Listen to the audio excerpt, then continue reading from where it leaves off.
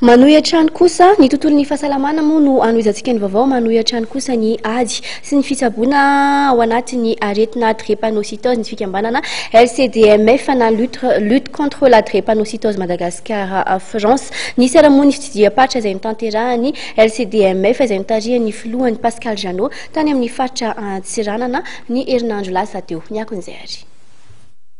Ny faritra ihany no notsidihan'ny fikambanana LCDMF tamin'ny herinandro lasa iny, faritra izay misy drepanocytaire eo amin'ny 200 eo.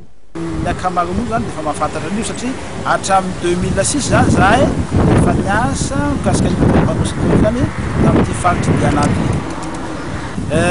Hatramin'izao zany ny zaza zay ara-maso eo aminay zany amin'ity drepanocytose ity zany eo amin'ny 200 mahery eo zany zaza aranay maso amin'izao, dia ny eo amin'ny 20 taona zaza atao hoe SS zany le tena marary zany, fa ny ankoatran'izay zany le AS le hétérozygote tsy dia maninona loatra.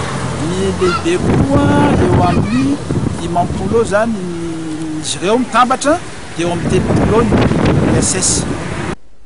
Tompon'andraikitra maro no nandray anjara amin'ny fifanomezan-tanany amin'ny LCDMF eo amin'ny fikarakarana ireo marary ny drepanocytose eto amin'ny faritra Diana. Nisy ihany koa ny fanamafisana ny fifanomezan-tanany ny ivitoerana iray dia ny Le Samaritain, centre de diagnostic eto Antsiranana, ny amin'ny fampienana ho 50 isan-jato ny fanaovana ny électrophorèse de l'hémoglobine.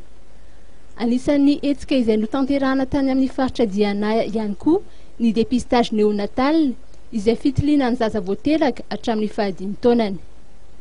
Nisy ihany koa ny fanomezana ireo fanafody fanampina avy amin'ny Principauté de Monaco tao anatin'ny laminasa 24 ary nampin'ny LCDMF tao amin'ny OMI.